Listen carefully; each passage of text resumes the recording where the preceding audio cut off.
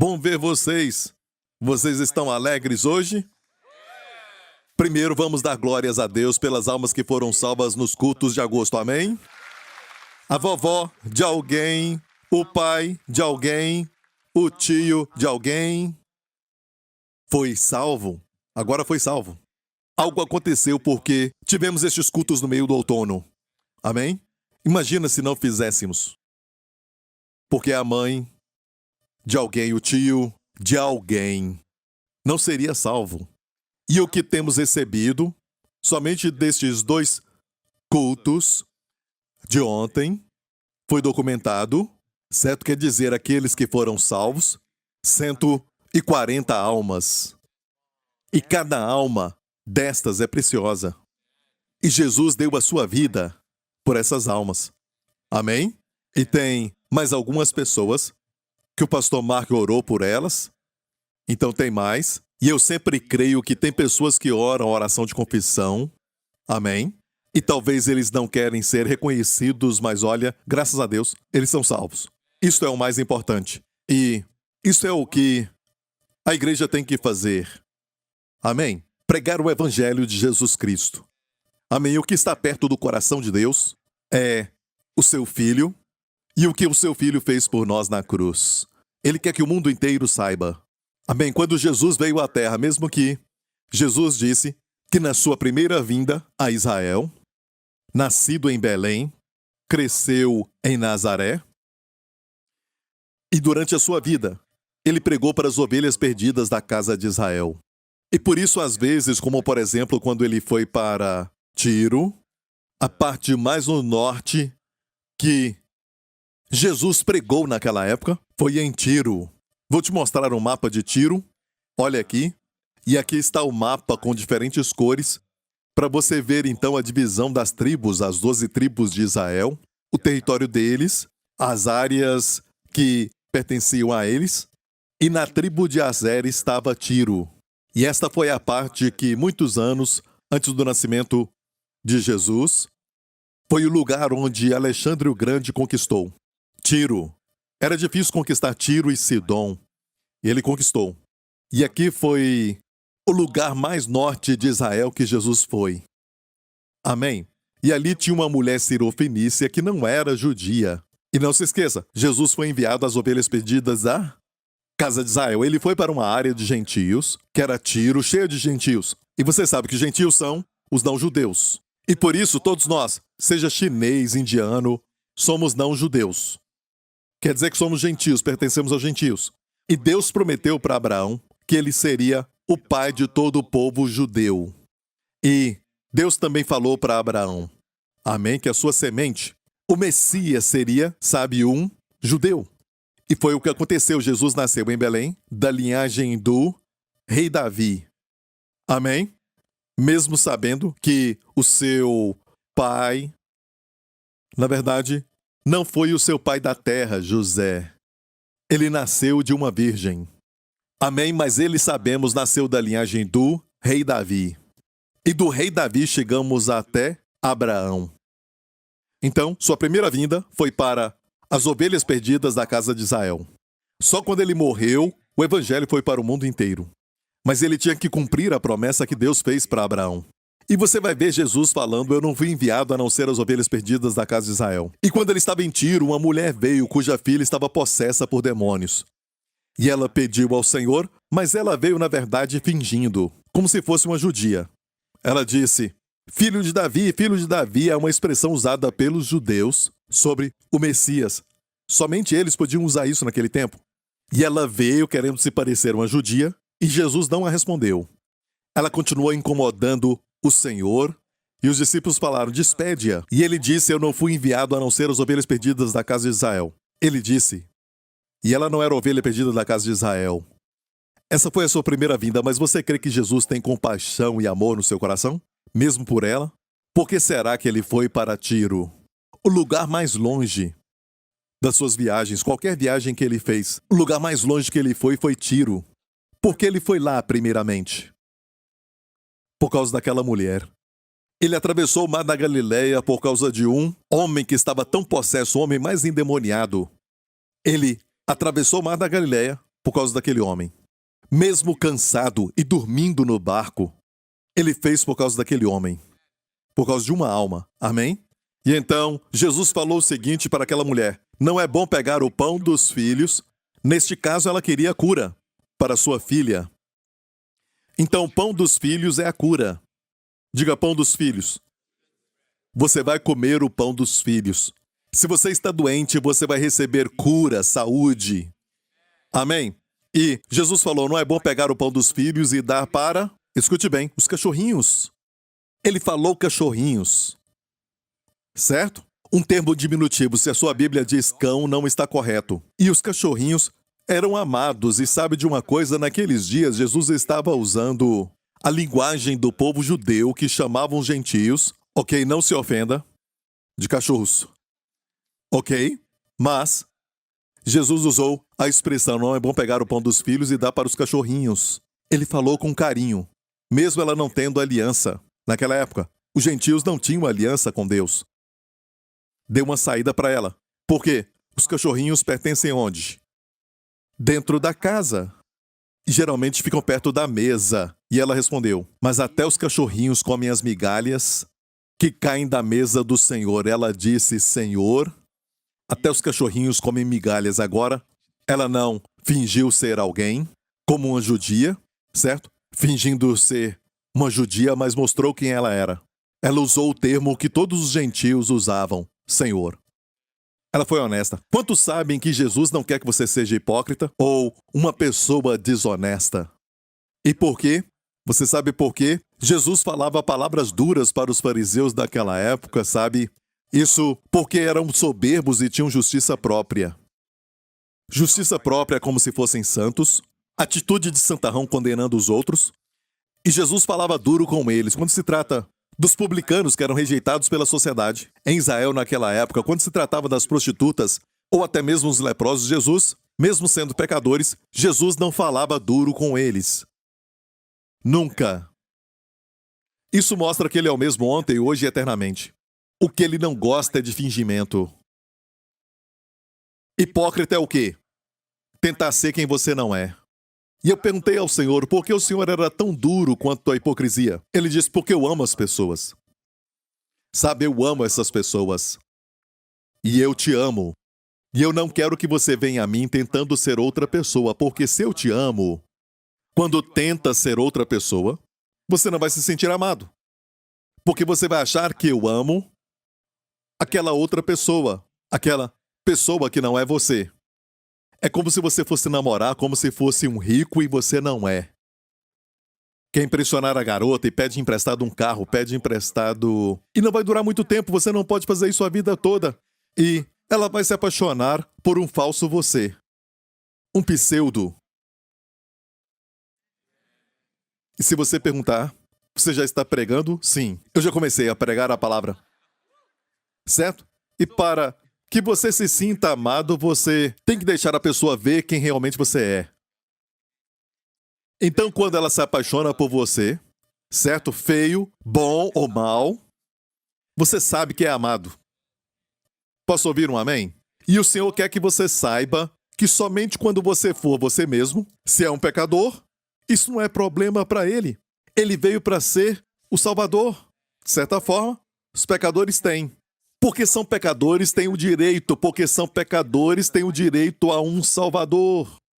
Aqueles que acham que são santos não têm direito a um Salvador. Se você é um pecador, diga ao Senhor que você é um pecador. E ele diz, eu sou um melhor Salvador do que você é um pecador. Não pode pecar mais do que a minha graça. A minha graça é maior do que o seu pecado.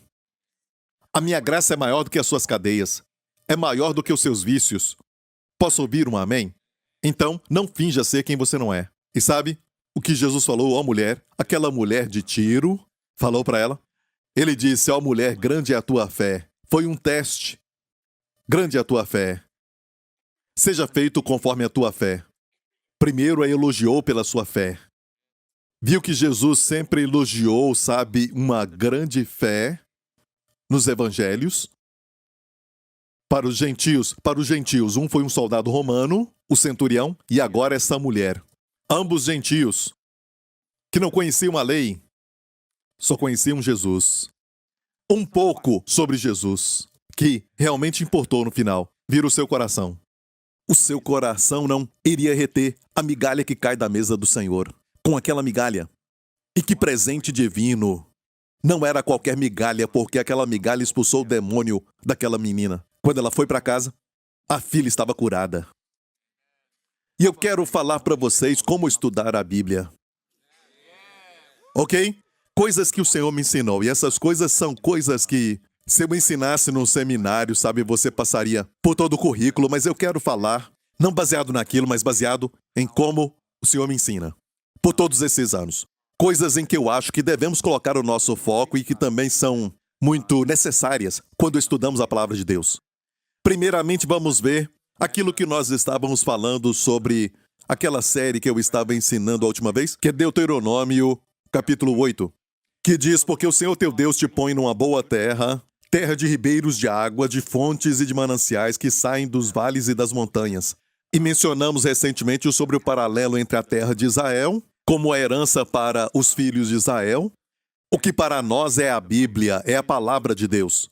Amém? Porque tem montanhas e tem vales. Amém? Aqui diz uma terra de fontes de mananciais que saem dos vales e das montanhas, porque quando passamos por um período de vale e estudamos a palavra, vemos ali fontes que vão brotar para nós no vale, no período de luta da palavra. Amém? Essa é a nossa herança. O que você faz com a terra? Amém? Para Israel era cultivar a terra, cavá-la. Amém? Plantar sementes.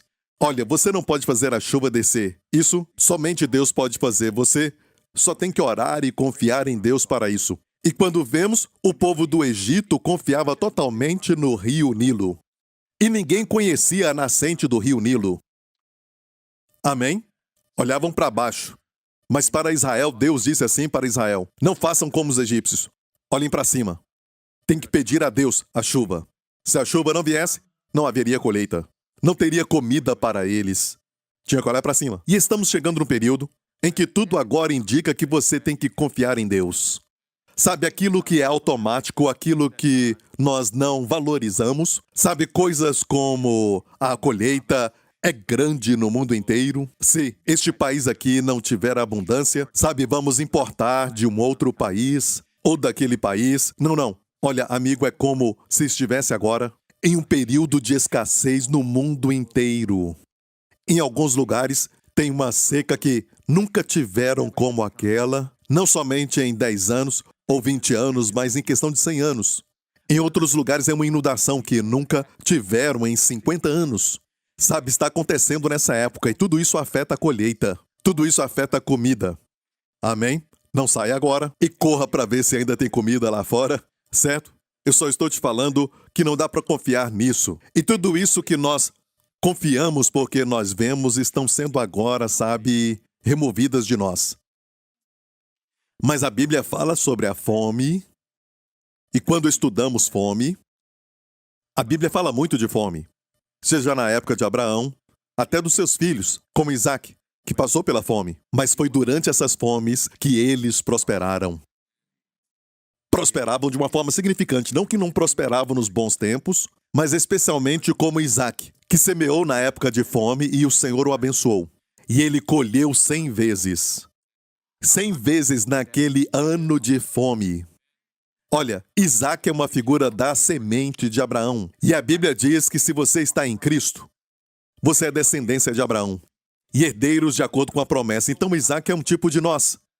Amém? A razão por que Deus colocou essa história ali, e eu já estou te ensinando a como estudar a Bíblia, porque quando você olha para histórias como a história de Isaac, ele viveu tantos anos atrás, por que eu tenho que ler isso? Porque ele é você. O que ele passou, como você passa pela fome, certo? Deus sabe. Olha, Deus conhece o ano de 2030 antes de acontecer. Ele conhece 2050. Olha, Deus sabe porque Deus está fora do tempo e quando Ele planejou a Bíblia, Ele a fez muito relevante e fala contigo agora. E todas as histórias do passado falam com você agora. Tem sempre uma palavra para hoje. Você pode ler e dizer: pastor, eu já memorizei o Salmo 23. Bem, o Salmo 23 ainda pode falar com você. Não pense por um momento que você já o esgotou. Não pense por um momento que você o esgotou. Amém? Mesmo memorizando. Medita nele, Deus vai te dar mais. E você vai ver fontes que vão subir destes vales.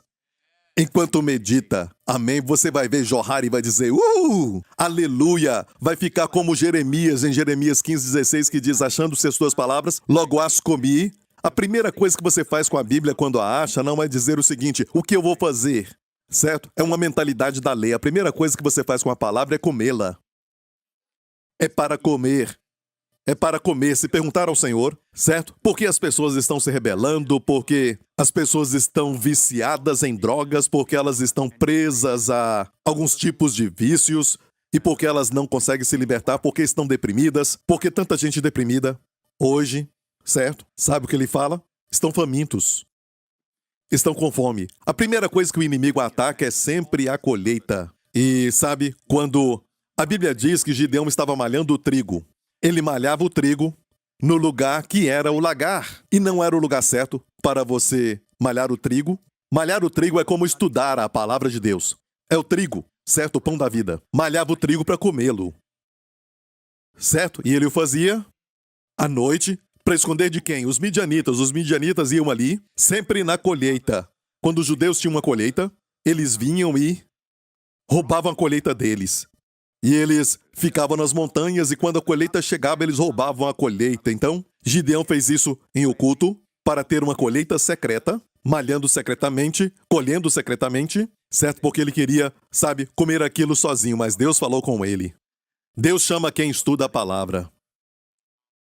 Amém? Para alimentar outros. E ontem eu estava estudando a palavra, me preparando para hoje, e eu sempre vejo vocês famintos. Ok? E você pode dizer, Pastor Prince, eu acho que eu estou faminto por mais mídia social na minha vida. Eu acho que quanto mais leio, mais eu me sinto melhor. Não é isso. Você fica vazio. Fica mais deprimido. Você está com fome. E fome do pão verdadeiro. Está com fome. E em Isaías diz, por que você trabalha por aquilo que não satisfaz? Amém? Você está com fome. Não está deprimido, está com fome. Sabe, você não está, na verdade, com um coração rebelde. Amém? Você luta por algo porque você tem fome. Já viu pessoas que ficam com fome? Ficam muito iradas? Mulheres? Perceberam isso? Às vezes o marido não está irado com você. Não está irado.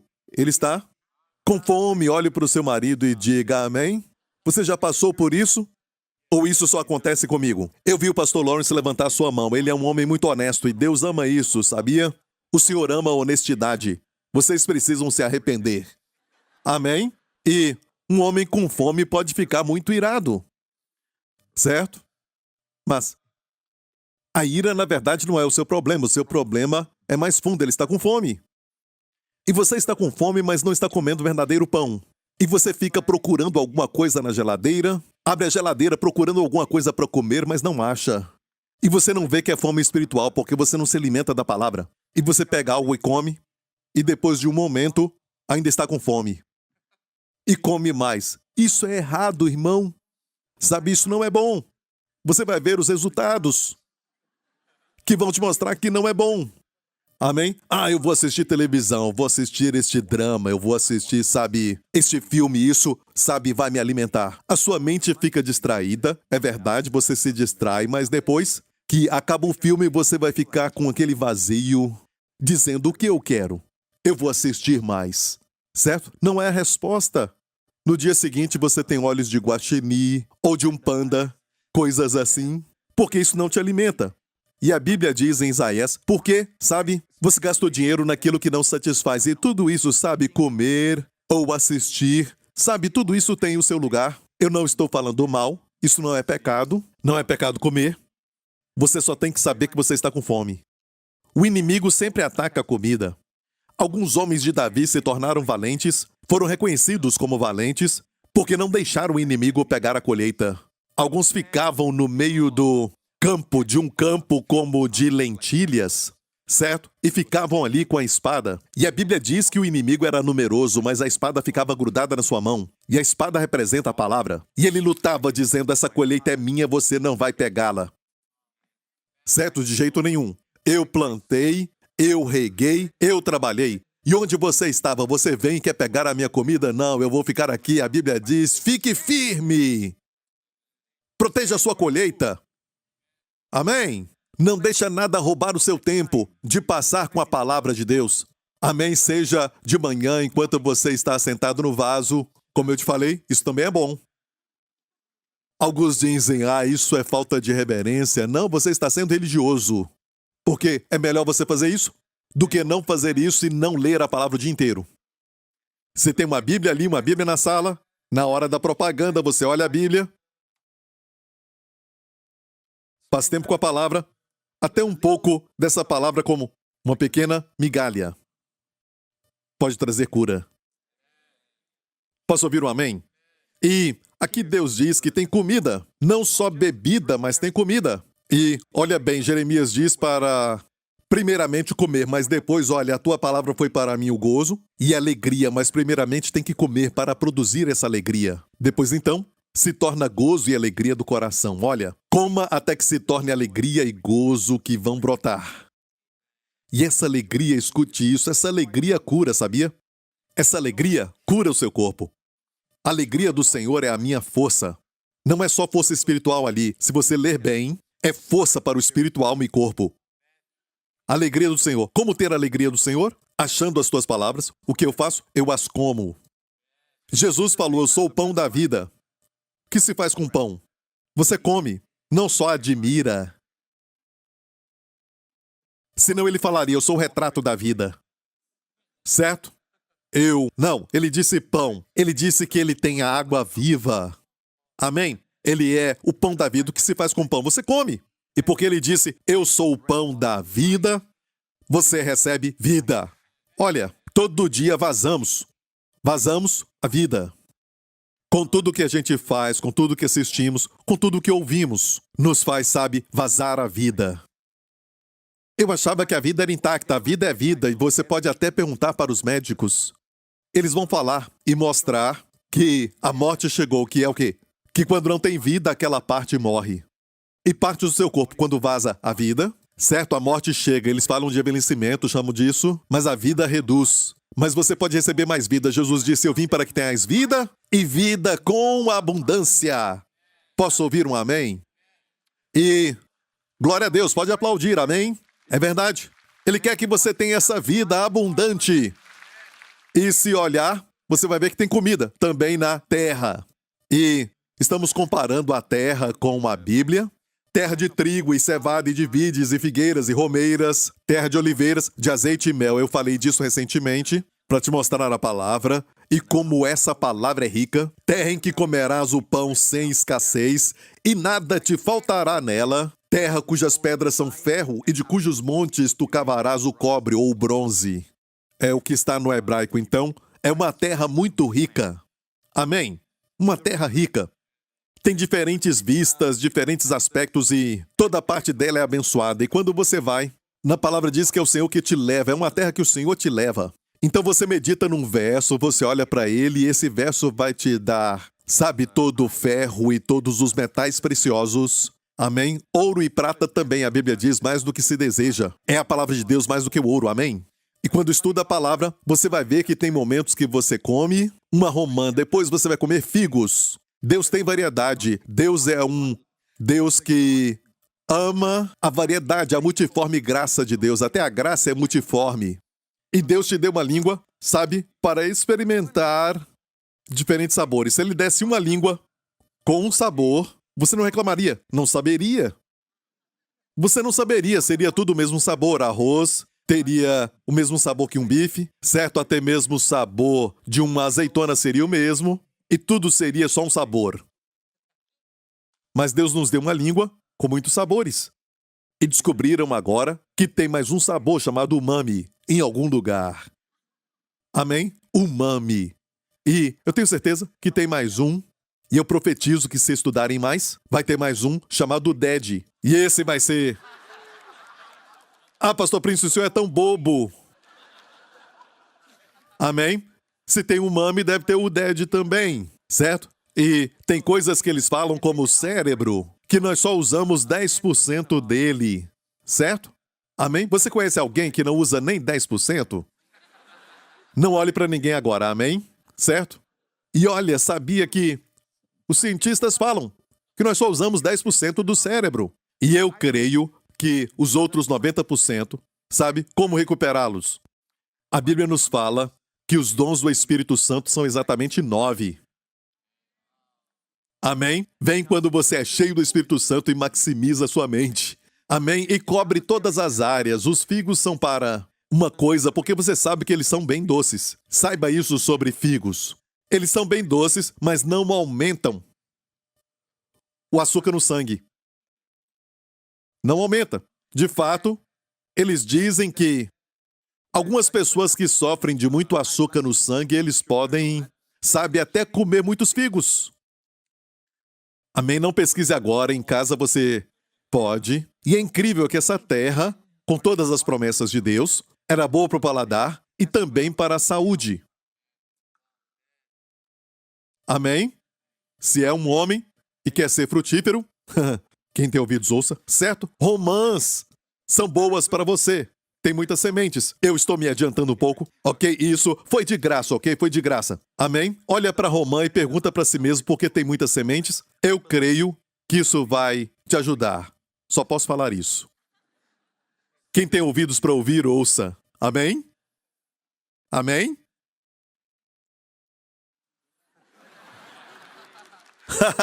Ok, então, é uma promessa aí.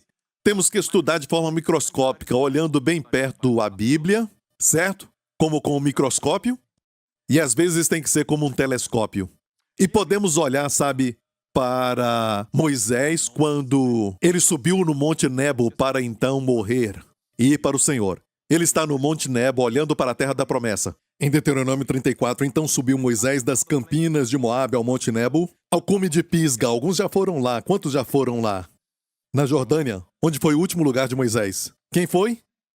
Você foi abençoado. Você viu aquela vista? Você viu a mesma coisa que Moisés viu, onde ele ficou no cume do Pisga, no Monte Nebo, e ele olhou para Israel. E hoje, é lógico que está do lado da Jordânia. Ok, o país da Jordânia.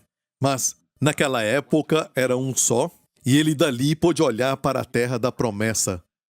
E neste texto, continua dizendo que está em frente a Jericó e o Senhor mostrou-lhe toda a terra desde Gileade até Dan. Olha, ele estava olhando desta forma aqui, olha para mim. A terra da promessa está ali, a Jordânia atrás. Estou olhando para Israel e ele começou assim, desde Dan.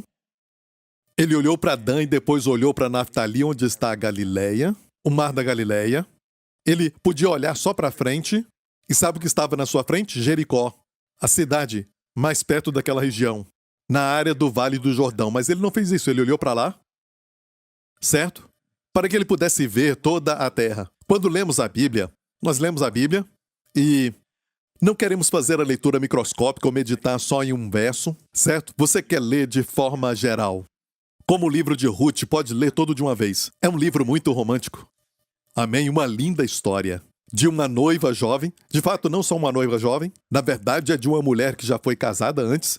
E não parece tanto uma história tão romântica como de uma menina que nunca foi casada antes. Ela tinha sido casada. E naquela época, quando uma mulher ficava viúva, ou seja, o marido morria antes, ela era vista como uma pessoa amaldiçoada. Certo? Mas ela decidiu seguir sua sogra para uma terra estranha para ela. E ela acabou casando com o solteiro mais desejado. E juntos se tornaram os avós de Davi. E de Davi veio o nosso Senhor Jesus. Imagina se isso não existisse. Ela nem pertencia àquele povo. Como aquela cirofenícia de Tiro, ela era gentia. Mas ela está incluída na genealogia do nosso Senhor Jesus Cristo. Isso não é lindo? Amém? Dá para ler de uma vez só e ter uma vista panorâmica. Amém? Uma vista panorâmica. E é só ler. E o que essa vista panorâmica faz? Ela te purifica. Você diz, pastor, eu leio a Bíblia, mas não entendo muitas coisas. Continue lendo e desfrutando. E eu posso, sabe, até te dizer isso. Muitas pessoas começam lendo livros. Até crianças, quando começam a ler, não entendem tudo. Mas só desfrute aquilo que você entende. Certo? E havia um homem que era, sabe, um crente muito devoto, e ele queria que o seu filho aprendesse sobre a importância de ler a Bíblia, de estudar a Bíblia, e ele era um fazendeiro. E ele falou para o seu filho, havia um ribeiro de águas ali, e disse para o filho pegar um cesto, certo? Um cesto, e então pegar um pouco de água. O filho olhou para ele, achou estranho, certo? Ele tinha uns 7 ou 8 anos de idade, e ele queria mostrar para o seu filho, porque o filho tinha falado, eu leio a Bíblia, mas não entendo nada. E ele disse, pega um pouco de água. E o filho foi, pegou água, e é lógico, aquela água vazou, certo? Ela não ficou naquele cesto de palha. E o filho disse, pai, não tem água. Vai e tenta de novo. Ele foi e voltou de novo e a água tinha saído. Sabe, não ficou nada. Ele disse, pai, não adianta. Não dá para carregar água nisso. Viu, filho, quão limpo o cesto está agora? Mesmo não segurando a água. Se você não entende a Bíblia, tudo bem. Continue lendo, porque está te lavando. Ela te lava, tem um efeito de purificação, tem um efeito de cura. A mesma coisa se você é honesto, e se você diz, eu não quero ler nada que eu não entendo. Se você for honesto, porque estamos falando de comer a palavra, aplique para sua comida. Você entende toda a comida nos seus ingredientes que você come todo dia? Ah, sim. Bem aqui nós temos vitamina E nesse pequeno feijão. E este arroz que tenho aqui, sabe, tem isso. Você fica pensando em tudo isso ou você somente come? Quando se trata da palavra, pense da mesma forma. Não tente entender o ingrediente e tudo mais. Somente desfrute. E muitas vezes Deus vai falar diretamente de algo que aconteceu no passado. Você entendeu isso? Isso te ajuda? E o primeiro princípio a se lembrar do que eu falei, eu tenho que repetir isso porque algumas pessoas não ouviram antes. A primeira coisa que você quer ver é Jesus nas Escrituras.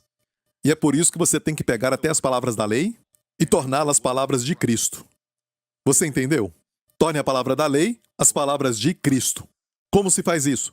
Jesus fez isso no mesmo dia que ele ressuscitou, certo? E eu vou falar rapidamente. Para aqueles que não ouviram isso, Jesus ressuscitou e você acha que tinha uma coisa importante para ele fazer. Mas sabe o que ele fez? Ele foi caminhar com 2 discípulos desanimados. E ele impediu que os seus olhos vissem quem ele era. Certo? E essa parte é interessante, porque mais tarde nós vemos o porquê. Eles estavam desanimados e olha como ele os trata. E ele disse assim para eles, ó tardios de coração para crerdes, porque eles falaram, nós pensamos que seria ele quem remisse, falando dele. Pensávamos que ele ia remir Israel, sabe, estabelecer o seu reino e tudo mais. E Jesus disse, ó tardios de coração para crerdes. Tudo aquilo que os profetas falaram. Viu? Eles não sabiam. E tem 2 coisas contra a igreja. Porque eles eram discípulos, crentes, que às vezes são tardios para crer. Se você sabe, vem um outro problema. É tardio de coração para crer. Qual é a cura para a tolice, ignorância e tardios para crer? Todos querem uma fé grande, amém? Não queremos ser tardios para crer, amém?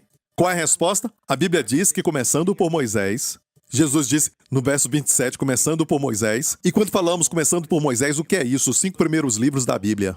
Moisés não foi o autor, Moisés foi simplesmente o escritor, como um secretário. Deus foi o autor. Toda escritura é inspirada por Deus. Cada palavra.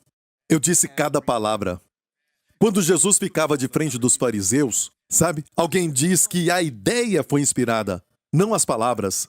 Não, nós cremos na inspiração plena da palavra de Deus. Quer dizer que cada palavra foi inspirada. Cada palavra, até cada letra. E olha, Jesus ficava de frente dos fariseus naqueles dias que não criam. Sabe, aqueles que eram os fariseus e também os saduceus, que não criam na ressurreição. Os saduceus não criam na ressurreição, certo? E não acreditavam também em milagres. E Jesus falou isso. Porque eles falavam, quando morre acaba, certo? E eles falavam sobre de quem ela será, essa mulher cujo marido morreu e depois o irmão casou com ela, uma lei judaica. O irmão tinha que casar, certo? E finalmente, todos eles morreram e ela foi para o céu. As pessoas perguntam coisas que não têm sentido. Já pensou nisso? E Jesus respondeu, dizendo, e olha, escute muito bem, Jesus é incrível. Ele disse assim, Deus não é Deus de mortos. Ele é Deus dos vivos. Porque eles falavam que não tem ressurreição. certo? E Jesus falou, Deus não é Deus de mortos, mas dos vivos. E ele citou as Escrituras. Deus disse, eu sou o Deus de Abraão, Isaque e Jacó. Onde está a palavra que o Senhor está tentando mostrar? Sou. Sou. Ele usou uma palavra. Porque se eles existiram e não existem mais, Deus falaria, eu fui o Deus de Abraão, Isaque e Jacó. Mas ele não falou eu fui, ele disse eu sou. No hebraico, tempo presente. Eu ainda sou o Deus de Abraão, Isaque e Jacó. Eles estão comigo. Está ouvindo, igreja? Jesus usou apenas uma palavra e os fariseus não falaram. Ah, você está falando usando só uma palavra, isso não é justo. Eles entenderam. Eles sabiam que a palavra é inspirada, pelo menos para eles. Comparado até com crentes hoje, que não creem na inspiração verbal das Escrituras. Paulo, nos seus escritos em Gálatas, ele falou, quando Deus prometeu a Abraão e disse, a tua semente eu darei estas promessas. Perceba, ele disse, Deus não falou isso no plural, sementes. Mas ele falou semente. Paulo discutiu usando somente uma letra, o S, na nossa língua. No hebraico, o plural, ele falou só de uma letra. E nenhum deles falou, você está falando de uma letra, eles entenderam.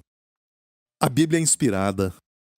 Você estuda algo e olha, você está vendo a mídia social e não sabe o que é verdade.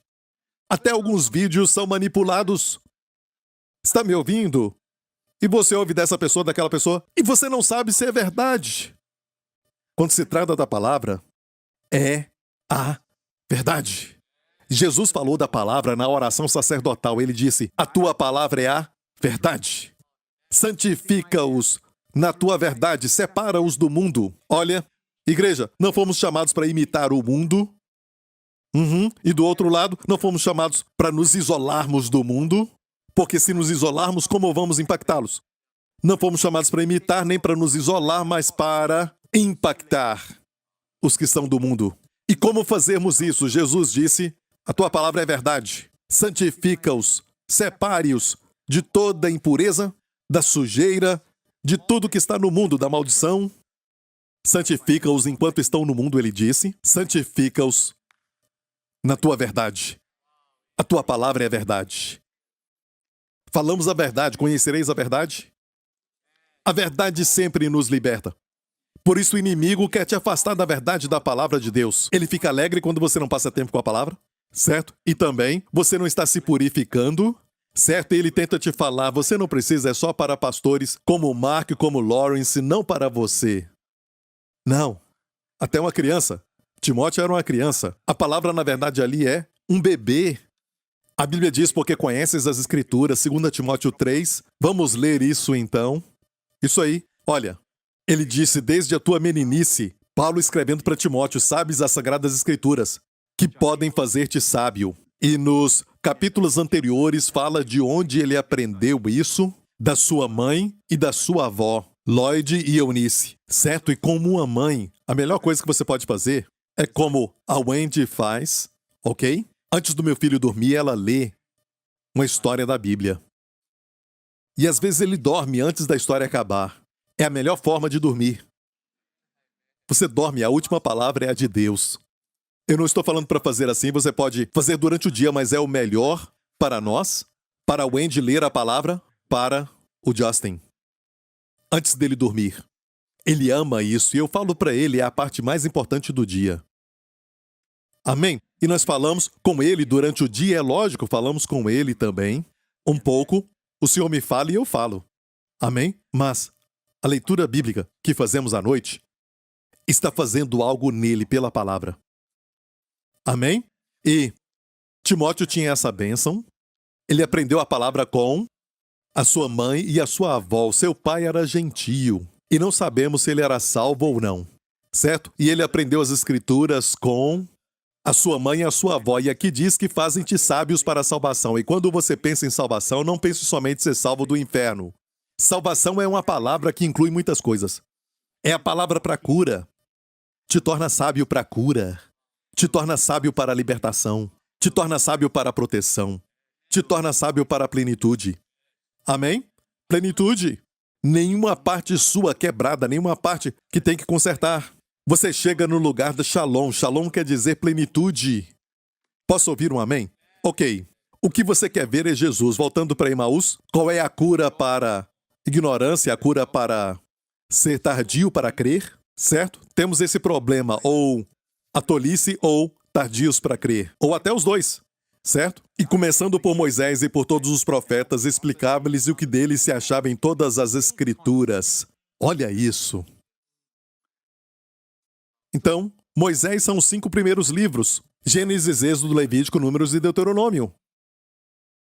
E nestes 5 livros, Jesus também está. Ele está no tabernáculo em Êxodo, ele está no sangue, nas portas, na Páscoa, certo? Colocaram sangue nas portas. Ele estava lá, ele estava lá. Na história de Gênesis, quando Deus falou para Abraão, sabe? Certo, falou para Abraão, pega o teu filho, o teu único filho. Amém? Mas Abraão tinha 2 filhos. Certo? O outro era Ismael, naquela época. Certo? Mas Deus falou, toma o teu filho, o teu único filho, o filho a quem tu amas. Uau! E Deus disse, ofereça-o. Mas Deus não queria Isaac como oferta. Deus estava, na verdade, falando de quem? Do seu filho. Toma o teu filho, falando para ele mesmo, o teu único filho. Deus amou o mundo de tal maneira que deu o seu filho unigênito. O teu único filho, o filho a quem tu amas. E você tem que saber que ele te ama, porque o filho que ele entregou lá na cruz é o filho que ele ama. Você deve saber que você é amado por ele, para ele dar o filho que ele ama por você. Certo? Você lê e diz, uau, e é uma forma de ensinar. Qual é o seu Isaac? Que está no seu coração? É um ídolo? Você tem um ídolo no coração? Certo? É o seu Isaac que você tem que entregar. Olha, isso pode ser uma interpretação secundária. Às vezes você quer corrigir as pessoas que são, sabe, podemos dizer, quem trocou as prioridades, quem inverteu as prioridades, mas eu não acho que é a forma principal de ver as Escrituras. A principal é ver Jesus. E este outro é muito pesado, certo? E você pensa, eu tenho um Isaac? Ah, não. A minha esposa está grávida e nós queríamos colocar o nome Isaac. E às vezes isso se torna pesado. É sobre você? Não é sobre você. Mas pastor, por quê? Porque o Senhor o cegou, não o cegou, mas impediu que eles vissem quem ele era. Porque o Senhor falou isso comigo. Eu nunca ouvi ninguém pregar isso. O Senhor me falou isso anos atrás, quando eu perguntei por quê. O Senhor não se mostrou com o corpo ressurreto. O Senhor disse que era mais importante para eles me verem nas Escrituras do que me verem em pessoa. Porque se eles me vissem em pessoa e crescem, então hoje todos iriam dizer, falou comigo, vocês iam dizer, nós nunca te vimos em pessoa. Mas quando eles o viram nas Escrituras, ele deu para todos nós oportunidade igual. Hoje, de vê-lo nas Escrituras. Posso ouvir um amém? Certo? Essa é a cura para ignorância e para tardio para crer. Sua fé vai crescer. Amém? Sem fé é impossível agradar a Deus. A próxima coisa é que quando você lê o Antigo Testamento, e você sabe que eu amo ensinar no Antigo Testamento, você sabe disso, certo? Quando você lê do Antigo, o primeiro princípio é este, número 1, veja Jesus. Por que ver Jesus? Porque quando você vê Jesus, você se torna como ele. Vamos ver o verso 18. 2 Coríntios 3:18. Mas todos nós com o rosto descoberto, e eu fiquei sorrindo para mim mesmo, porque descoberto quer dizer sem máscaras. E eu disse, uau, porque eu não tinha planejado ensinar sobre coberto ou não coberto, porque é um culto especial para Singapura, certo? Mas, aconteceu assim. Todos nós com o rosto descoberto, refletindo como um espelho a glória do Senhor, somos transformados de glória em glória, na mesma imagem como pelo Espírito do Senhor. Viu isso? Somos transformados quando o contemplamos. Onde o contemplamos? Nas Escrituras.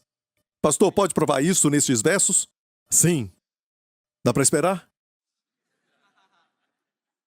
Vou te mostrar. Eu vou te mostrar que é ver Jesus das Escrituras, assim como os dois no caminho de Emaús fizeram. Os corações se aqueceram. é a alegria e o gozo do coração. Amém? E olha isso, Emaús quer dizer banho quente. Amém? Era onde, naqueles dias, algumas pessoas, os romanos tinham banho quente, então as pessoas iam lá, especialmente os romanos, e eles então se mergulhavam. Quem tinha problema na pele, isso nos fala que era um processo de cura. Como ser curado? Vendo Jesus nas Escrituras. Que a palavra de Deus habite em vós com toda a sabedoria. Outro princípio que tem que ter quando estuda o Antigo Testamento, especialmente, o Novo é muito direto. Certo? O Antigo Testamento, tipos e sombras. Se não tiver cuidado, você pode fazer aquilo que está lendo, uma lei. Por exemplo, tem uma lei que diz: não atarás a boca do boi enquanto debulha. Em Deuteronômio, vamos ver isso? 25, verso 4. Não atarás a boca ao boi quando trilhar. Quer dizer o quê? Que quando o boi ficava trilhando trigo ou algum tipo de grão num círculo, e o boi ficava se movendo de uma forma circular naquele lugar, rodeando o chão. Ele fazia isso, carregando uma madeira, e a madeira moía. Colocava ali o trigo ou algum tipo de grão, certo, para moer, e era difícil uma pessoa fazer isso. Eles usavam uma outra pequena, mas a grande, para moer mais, tinha que usar um boi. E o boi ficava rodeando, e tinha muita palha ali, naquele lugar. E ele disse: não ate a sua boca, como faz com o cachorro. Por quê? Porque você é pão duro e está com medo de perder todo o grão que você tem, certo? E se você é um boi, por favor, não coma do grão que está no chão. E Deus disse, porque ele cuida dos animais também. Ele disse: não ata a boca do boi. Ele pode comer enquanto trabalha. Se for inteligente, um boi bem alimentado trabalha mais. Isso quer dizer mais lucro. Não seja tolo, certo? Amém? Deus sempre te beneficia. Mas, quando lemos isso, tem uma aplicação para hoje, certo? Não ate a boca do boi. É interessante. Sabe o que Paulo falou disso? Vamos para 1 Coríntios 9. Ele disse: quem jamais milita à sua própria custa? Olha, quando o boi está malhando, era como se falasse: não recompense o boi. Deus estava falando o seguinte: quem vai para a guerra com seu próprio dinheiro? Não é o país que paga tudo. Tudo que ele tem, certo? É pago pelo país. Estou certo? Ele não paga por sua arma. Ele não paga pelo capacete. Certo? Não paga pela sua roupa. Certo? Quem jamais milita à sua própria custa? Quem planta a vinha e não come do seu fruto? Igreja, não é verdade? Certo? Ou quem apacenta o gado e não se alimenta do leite do gado? Certo? Digo eu isto segundo os homens, ou não diz a lei também o mesmo? Eu te mostrei agora a lei. Paulo está falando do Antigo Testamento. E como Paulo vê o Antigo Testamento? Ele vê algo que nós temos também que aprender. O próximo verso, ele diz: porque na lei de Moisés está escrito: não atarás a boca ao boi que trilha o grão. Porventura tem Deus cuidado dos bois? Ele está preocupado com os bois? Deus estava preocupado com os bois? Deus estava preocupado com os bois? Como eu falei, sim, Deus cuida dos bois também, é verdade. Mas essa lei foi dada para nós nos aprofundarmos. E Paulo explicou para nós, e ele disse assim: porventura tem Deus cuidado dos bois, ou não diz certamente por nós? Por nós. Por nós! O que o boi tem a ver comigo? Está falando do meu tamanho? A minha esposa me chama de boi e diz: sai daqui, tudo bem. Não. Olha, Deus se importa com o boi. Deus disse: aprofunde. Olha o que ele estava pensando. Ou não o diz certamente por nós? E responde: certamente que por nós está escrito. Foi escrito por nós. Quando lê o Antigo Testamento, número 1 é para ver Jesus, porque quando o vê, você é transformado como ele. Número 2, o que Jesus tem, você tem. E você tem que aprender o que ele tem. O que você vê Jesus fazer, você é capaz de fazer, porque contemplando você se torna como ele. É a primeira coisa que tem que fazer. Amém? É como um álbum de fotos. A Bíblia é um álbum de fotos. E quando vê Jesus, você se alimenta. Ele é o seu alimento. Você se alimenta. Posso ouvir um amém? É um álbum de foto de Deus, do seu filho amado, o filho a que ele ama. Amém? Se você for à minha casa e eu te mostrar um álbum certo? Do meu filho Justin, que eu amo muito. E eu te falo, aqui é o Justin com 1 ano, aqui é o Justin no primeiro dia do jardim de infância, ele. E você fica olhando para a janela, olhando um pássaro, certo? Olhando para fora, um avião que está passando, e você não dá atenção. Sabe o que eu faço? Sabe o que eu faço? Eu vou fechar o livro. Não é? É a mesma coisa. Quando acha que a Bíblia é um livro fechado, é porque você não quer ver Jesus. Deus ama te mostrar Jesus. O Espírito Santo foi enviado para glorificar Jesus. Não para falar de si mesmo, mas para glorificar Jesus. E ele vai te ajudar. Amém? E quando você vê Jesus, é assim: aquele que tem o filho tem tudo. Amém? Havia um homem rico, muito rico, que colecionava arte. Colecionava arte muito cara. E ele tinha um filho muito querido, um filho que ele amava. E o seu filho morreu numa guerra. Esse homem envelheceu e não teve mais nenhum herdeiro. E ele também morreu.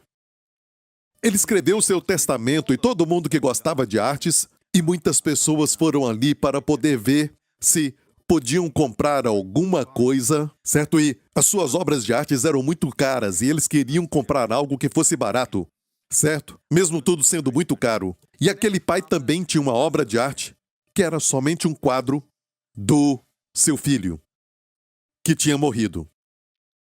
Então, eles começaram um leilão e chamaram a todos os participantes. E o leiloeiro falou: o primeiro, certo, que vamos vender é o quadro do seu filho. E ficaram olhando uns para os outros porque ninguém queria comprar aquele quadro. Certo? E finalmente, um senhor idoso lá atrás ficou em pé e disse: certo, eu quero. Eu vou comprar.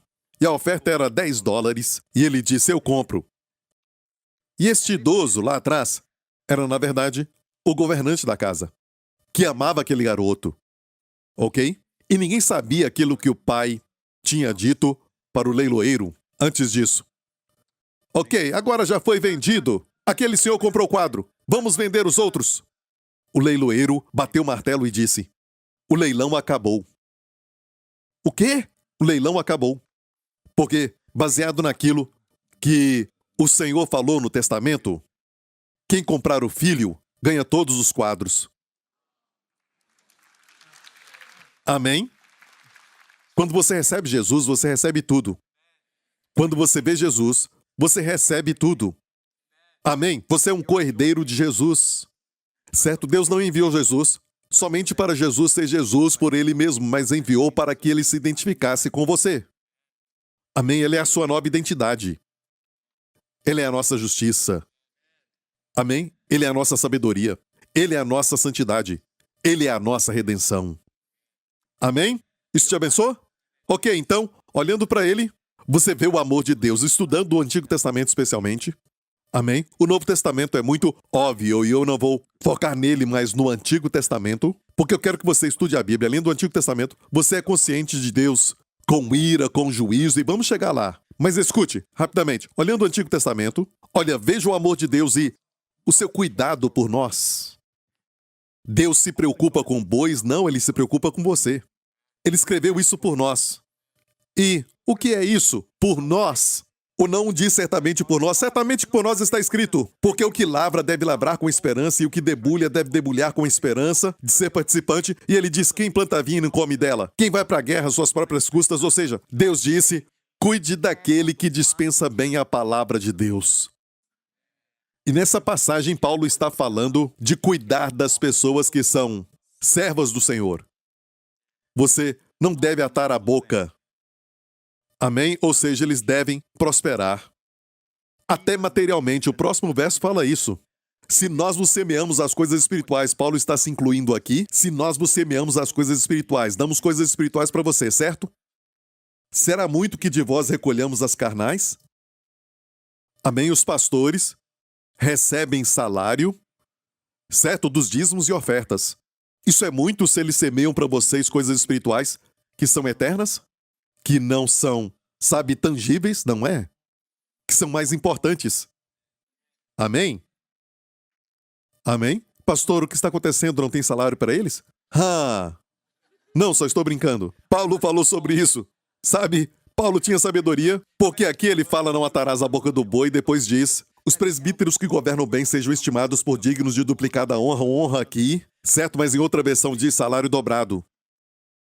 Paulo falou isso para Timóteo, aqui neste verso. Amém? Como Paulo recebeu essa sabedoria para governar essas coisas, a igreja? Do Antigo Testamento. E geralmente no Novo Testamento é muito geral, certo? É muito geral. Alguns dizem, Pastor Prince, os seus ensinamentos deveriam ser mais práticos.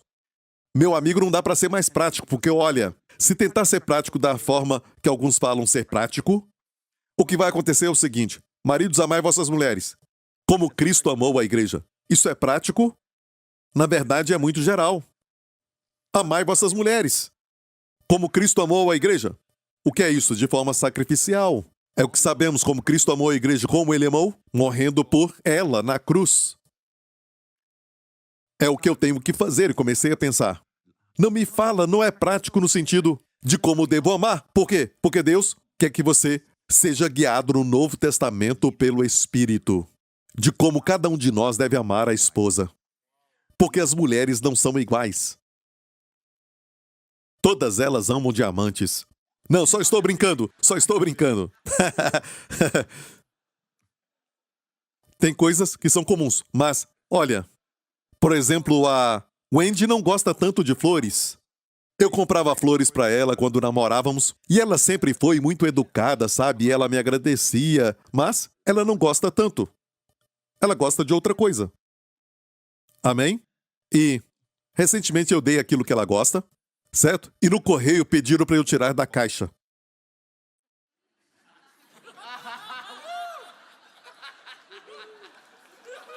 Esquece, você é muito devagar. Você vai entender, certo? O aniversário dela é semana que vem. E eu tento dar para ela um presente que ela vai gostar muito. Amém? Que ela possa pegar e abraçar, certo? Mas o correio me pediu para sair da caixa. Sabe, então... Ok, então... Só olhando para o Antigo Testamento, Paulo foi capaz de ensinar algo e quando alguém fala que eu não sou prático, ok? Não, pensa muito bem, certo? É perigoso falar para as pessoas, você tem que fazer isso como marido. 5 coisas para fazer e essas coisas podem te sabotar. Não é exatamente aquilo que precisa. E você está voltando para a lei. E alguns amam isso. As pessoas amam isso porque é mais fácil falar o que tem que fazer do que me mostrar. Mas se você estudar as cartas de Paulo, seja Efésios, Colossenses e tudo mais, você vai ver que Paulo começa com verdades posicionais. O que eu chamo de riqueza do crente. Depois vem o caminhar. O primeiro é a riqueza. Nos 2 primeiros capítulos, ou 3 capítulos, depois o andar. Capítulo 4 de Efésios. Depois vem a batalha. Permanecer firme contra principados e potestades, certo? Por a armadura de Deus. Então, temos riqueza, caminhar e batalha. A sua batalha não vai ser boa se você não entender a riqueza que você tem. Tem que entender quem você é. E isso eu chamo de indicativos, na teologia, indicativos. E depois vem os imperativos, o que fazer. Mas até os imperativos são gerais, porque Deus quer dar espaço para o Espírito Santo. Como Paulo disse, vocês foram ensinados a amar uns aos outros. Como? Vocês foram ensinados por Deus como amar uns aos outros. Deus nos ensina a amar. Ele ensina como cuidar dos filhos. Ele ensina todas as coisas. Amém? Ele vai te falar que às vezes fazer esta coisa é certa, é romântico, às vezes fazer aquilo é errado. Até um filho corrigir na hora errada, se o Senhor não te falar, pode ser ruim para o filho. E não corrigir nunca pode ser ruim para o filho. Ela tem que sentir o seu amor e cuidado por ela. A disciplina pode melhorar o filho. Sentem amor, é engraçado, mas sentem amor quando você corrige. E sabe, tem pessoas que foram criadas numa família rica e se tornam rebeldes, e uma das coisas que dizem é: o meu pai nunca me corrigiu. Não se importava com o que eu fazia. Faço isso para chamar sua atenção. Até nos filmes dá para ver isso. Certo? Ok, então, olhando para o Antigo Testamento, seja consciente do amor de Deus nos versos. Pastor, é difícil porque muitas coisas do Antigo Testamento são julgamento, a ira de Deus. Como interpretar isso? Bem, viu a perspectiva de Paulo quando ele interpretou a lei? Interpretou à luz do amor de Deus. Certo? Podemos interpretar à luz do amor de Deus e o julgamento, a arca de Noé e coisas assim. Vou te mostrar algo muito rápido. Certo? Mais um princípio bíblico, Salmo 136. Louvai ao Senhor porque Ele é bom, porque a sua benignidade dura para sempre. Porque a sua benignidade dura para sempre. Em hebraico, certo? Rodula Adonai ki tov, ki leolam hasdou. Hasdou de Hased. Ok? Então aqui nós temos ki leolam hasdou, ki leolam. Todo o verso 1 até o 26 do Salmo 136, termina assim. Todo o verso termina assim. A sua benignidade dura para sempre. Deus fez isso, a sua benignidade dura para sempre. Olha isso. Vamos ver aqui alguns exemplos. Aquele que só faz maravilhas, quero que diga, a sua benignidade dura para sempre. Aquele que por entendimento fez os céus, a sua benignidade dura para sempre. Aquele que estendeu a terra sobre as águas, porque a sua benignidade dura para sempre. Aquele que fez os grandes luminares, porque a sua benignidade dura para sempre. E entendemos isso. Entendemos que quando Deus fez esses atos maravilhosos, amém? E a sua grandeza foi demonstrada. E falamos, naturalmente, a sua benignidade dura para sempre. Mas olha agora o próximo verso. Ok? Mais em frente. Aquele que dividiu o mar vermelho em duas partes, porque a sua benignidade, falamos amém, a sua benignidade dura para sempre. Ele abriu o mar vermelho para o seu povo passar. Estou certo? Olha o próximo verso, que diz... Não, o próximo fala, e fez passar Israel por meio dele, a sua benignidade dura para sempre, e tudo isso entendemos. Ok? Mas olha este verso, que diz, mas derrubou a Faraó com o seu exército no Mar Vermelho. E ainda diz, porque a sua benignidade dura para sempre. É um julgamento. Você está lendo julgamento. Certo? Como a sua benignidade dura para sempre, o foco deve ser a sua benignidade dura para sempre. Sua Hesed, que Leolam hasdou. Isso no hebraico, louvando a sua Hesed, sua graça. Leolam é para sempre. Como assim? Porque não foi, sabe, boas novas para Faraó e o seu exército. Mas olha, foi boas novas para o povo de Deus. Se ele não derrubasse a Faraó no mar com seu exército, o que aconteceria? Eles estavam com o coração tão endurecido que Deus deu para ele muitas chances de se arrepender e enviou Moisés para falar com ele. Deus deu para ele chance, mais chance, mais chance. Até mesmo o julgamento que veio foi, sabe, 30-1, julgamento pequeno. E ninguém foi ferido, ninguém foi machucado, certo? Ficou tudo difícil, como o mundo está agora. Tudo muito difícil, tudo ficou difícil nos últimos 2, 3 anos. E agora está ficando mais difícil. E o coração ainda está endurecido. E se rebelam, sabe? E toda nação que tem caído interiormente. E ainda brigam contra Deus e os seus caminhos, certo? E, olha, estamos vendo Faraó duro, com seu coração endurecido, não deixou o povo ir, ele seria poupado, certo? Mas não deixou o povo de Deus ir. E diz, ele endureceu seu coração, e no hebraico, diz que o Senhor então endureceu seu coração. Mas ele tinha endurecido primeiro. E até aqui estava com o coração duro. Então escute, quando lê julgamento, se pergunte, onde está a misericórdia? Porque em todo julgamento tem misericórdia. Deus mostra misericórdia e amor e graça para alguém. Você tem que ser esse alguém. Você tem que ser aquele para quem ele abriu o Mar Vermelho. Aquele que atravessou. Aquele que ele protegeu de Faraó e dos seus exércitos, vindo, certo? Sabe, como uma inundação para atacá-los e matá-los. E se você pensar de forma errada, coitado do Faraó. Nada de coitado do Faraó. É fácil para você falar isso, mas se alguém quiser matar o seu filho, o seu garoto, certo? Fazer algum mal para o seu filho. Amém? E Deus faz algo antes que aquilo aconteça. Você diz, sua benignidade dura para sempre. Por quê? Ele protegeu o seu filho. E o dilúvio de Noé? Ainda bem que você perguntou. Pega essa mensagem. Noé, a verdadeira história, por Joseph Prince. Ok? Você vai ver como Deus mostrou misericórdia para toda a humanidade e o mundo também. Mas mais importante do que isso, Deus preservou uma família para que uma raça pura ficasse. Uma raça humana. Porque algo aconteceu no mundo da época. Está tudo nessa mensagem.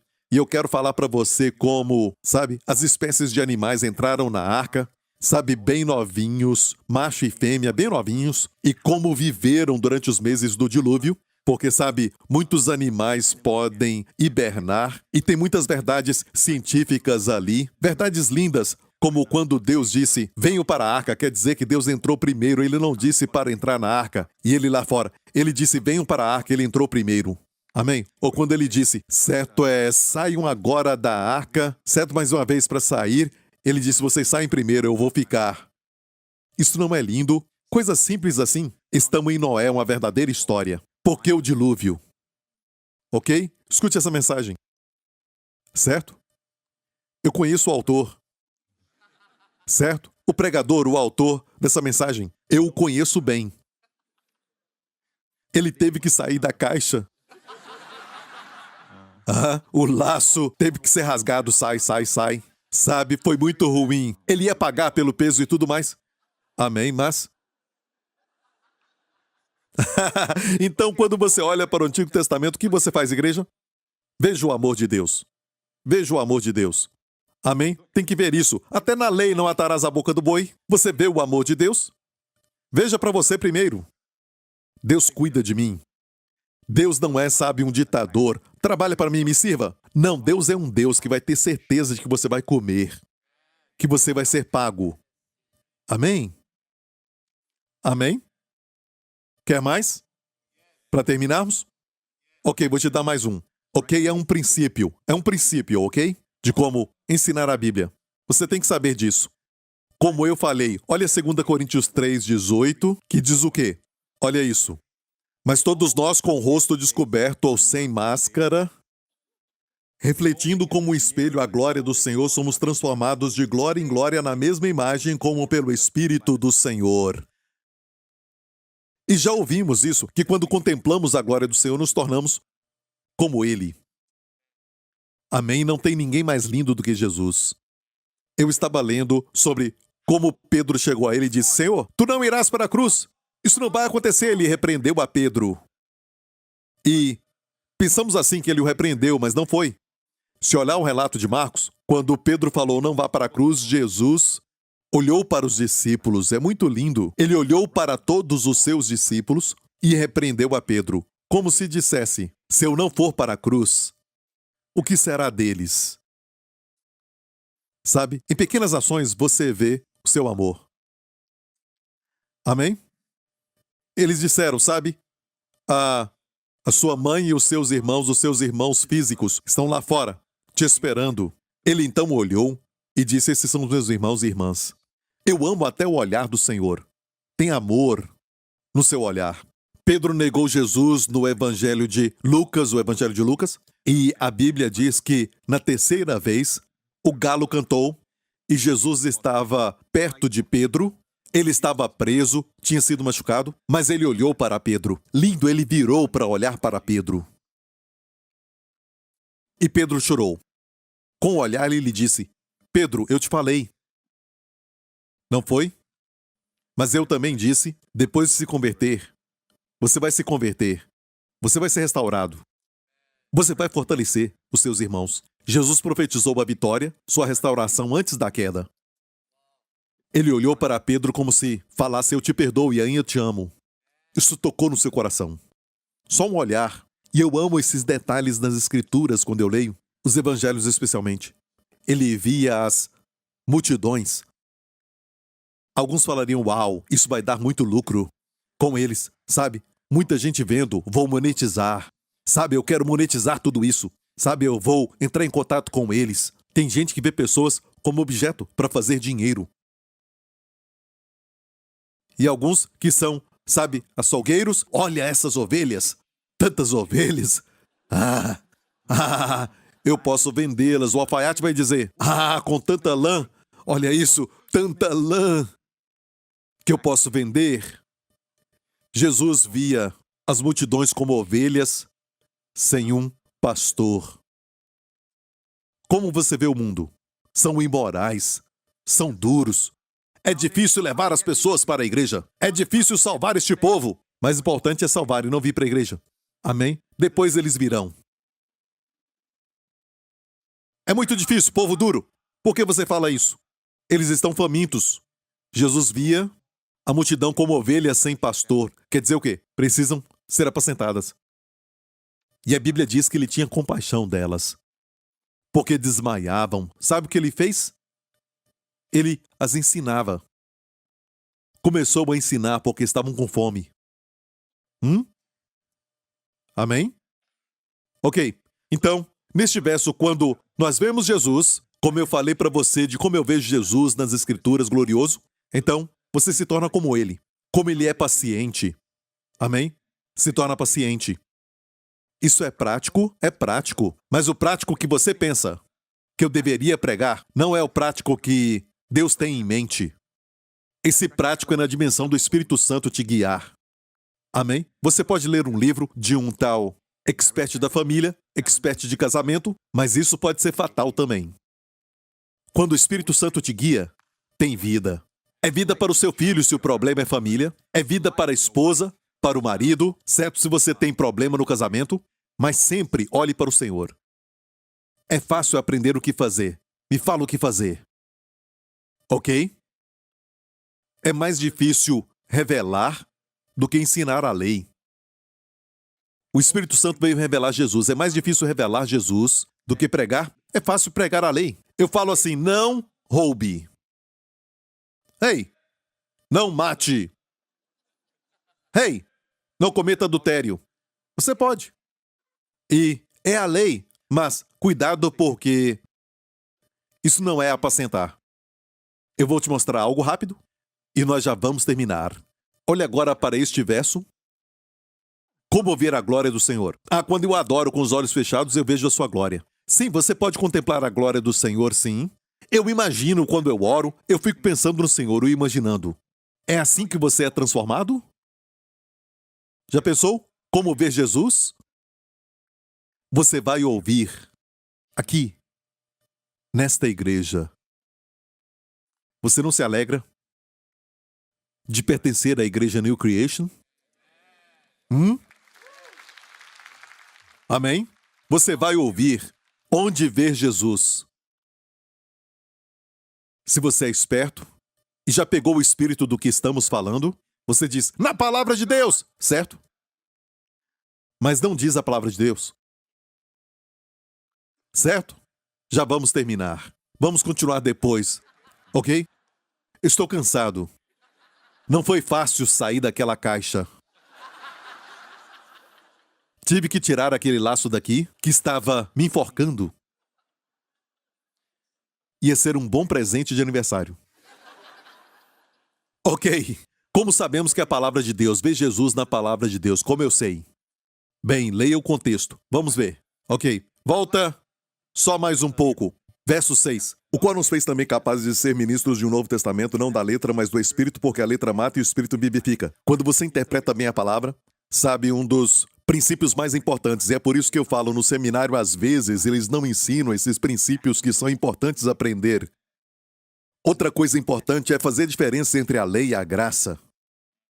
Você diz, bem, Davi foi punido por Deus. É verdade, mesmo temperado com misericórdia, o seu filho morreu, certo? E dizem, o seu filho também pode morrer por causa do pecado.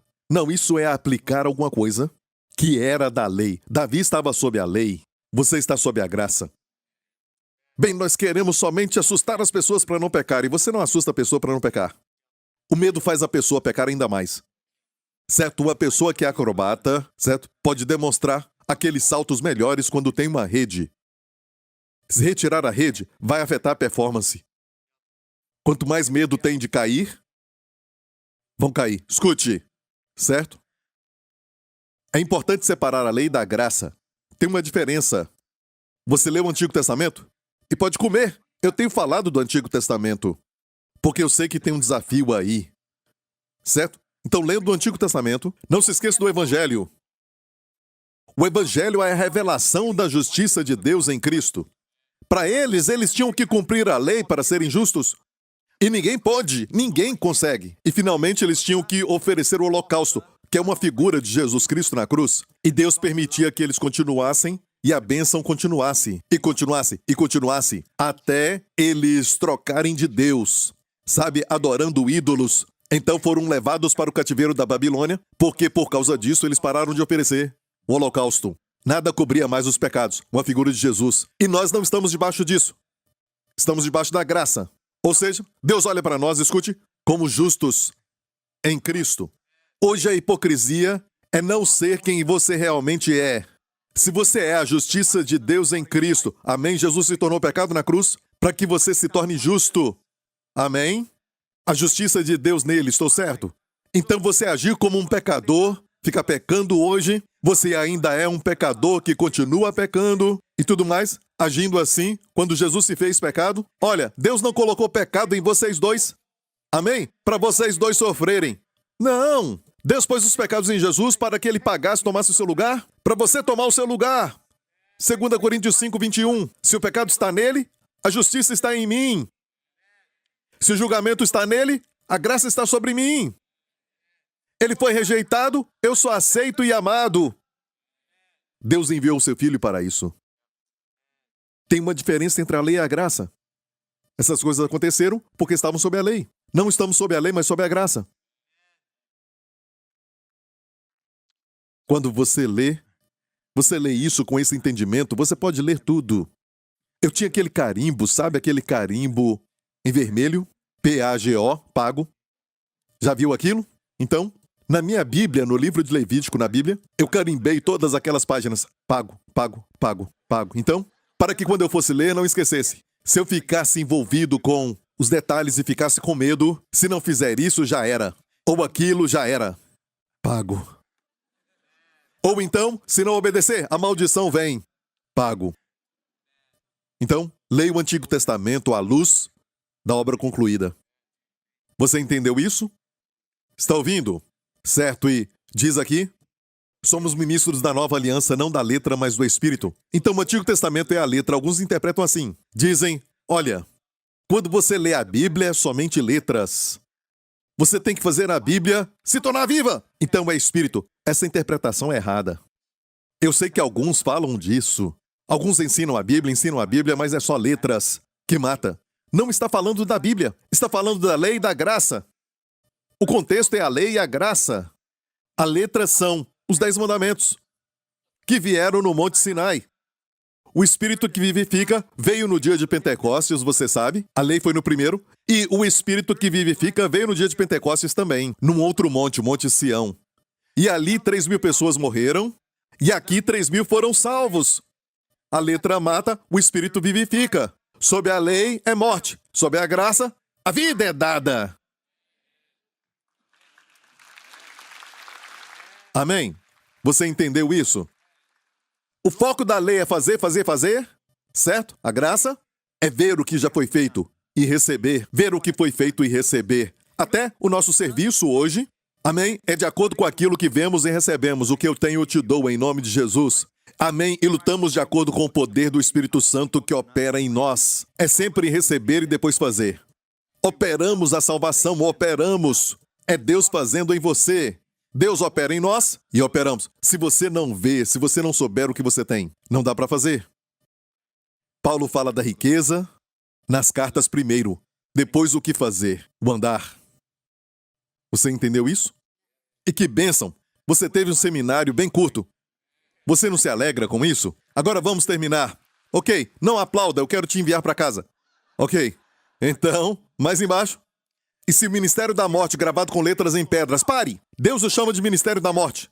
Qual era o ministério da morte? Gravado com letras em pedras. A única parte da lei, escute. Alguns dizem, não estamos sob a lei, pastor, em termos de oferecer holocausto ou em termos de atar a boca do boi. Essas leis cerimoniais, não temos que oferecer nada disso mais. É o que Deus quer dizer quando você fala que não estamos sob a lei, tem que falar isso. Não é a lei, os 10 mandamentos, mas a Bíblia diz que o ministério da morte foi gravado com letras em pedras.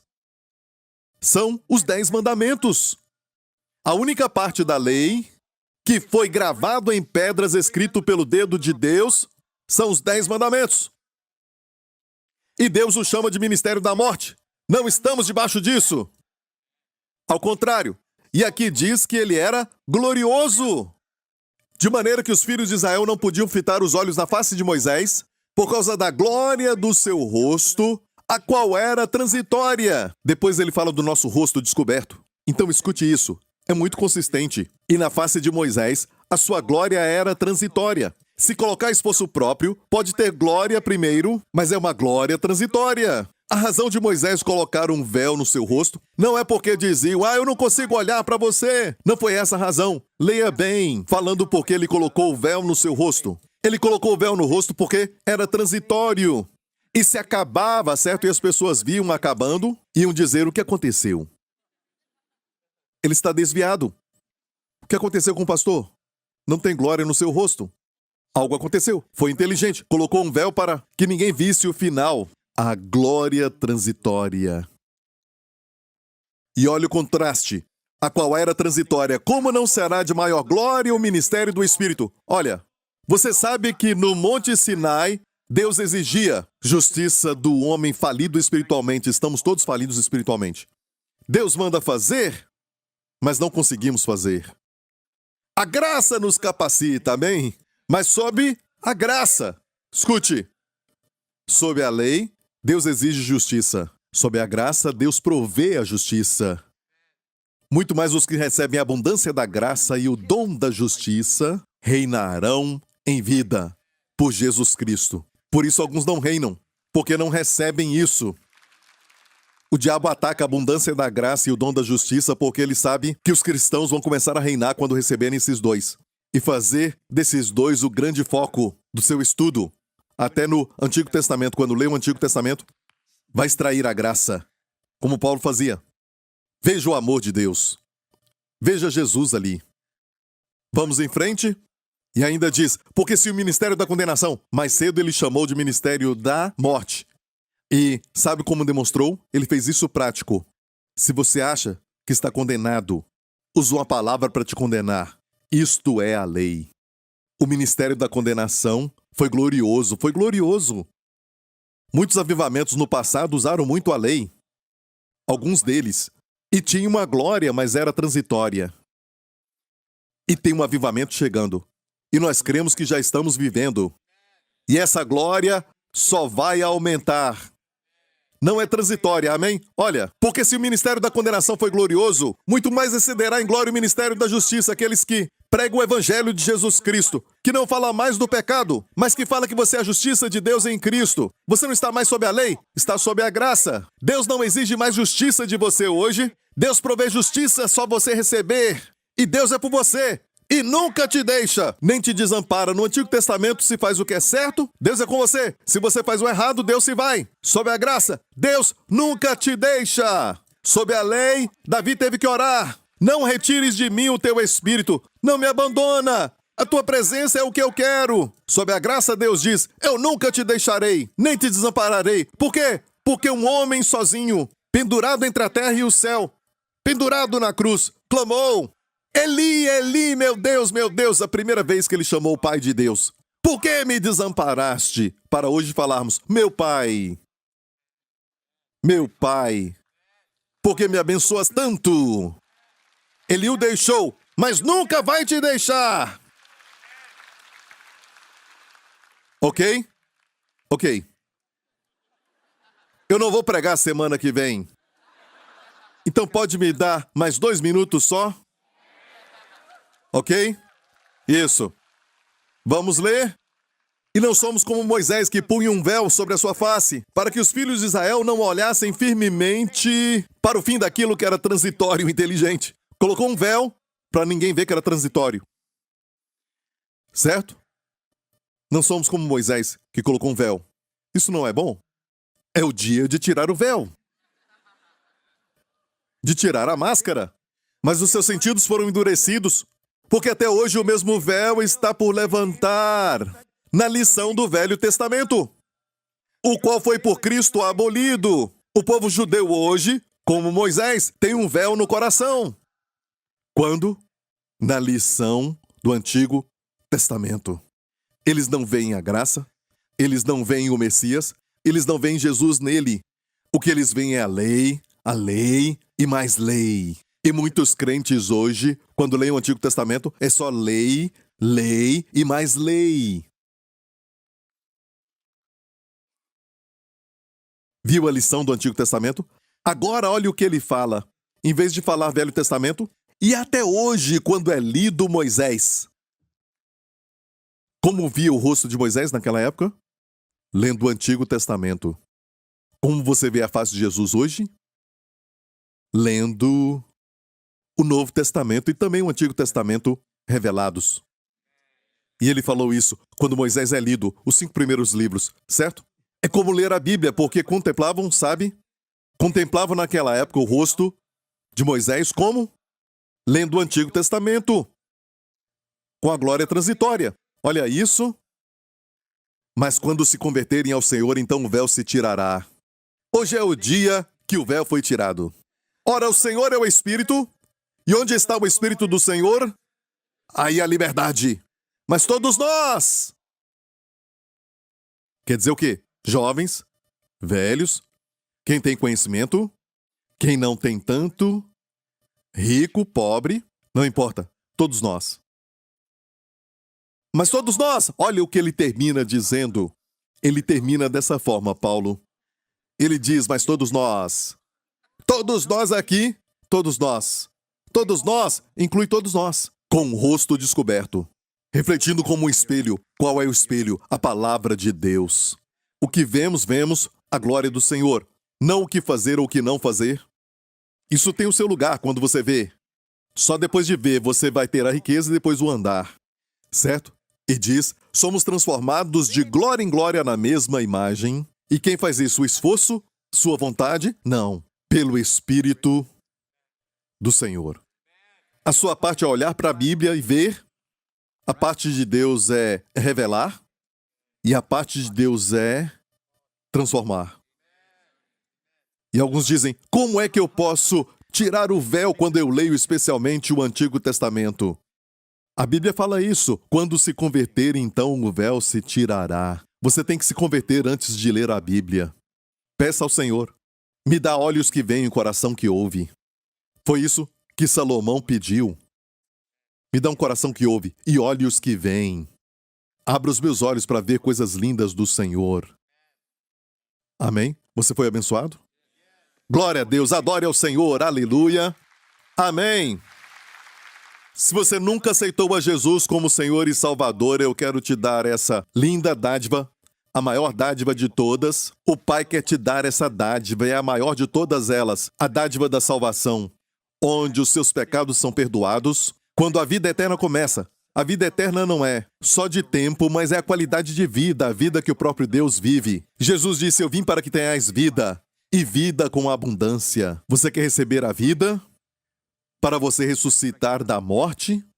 Porque você está morto nos seus pecados? Agora é a hora de confessar a Jesus como Senhor, crendo de coração que Deus o ressuscitou dos mortos. Você vai ser salvo, vai ressuscitar no seu espírito. Faça essa oração comigo.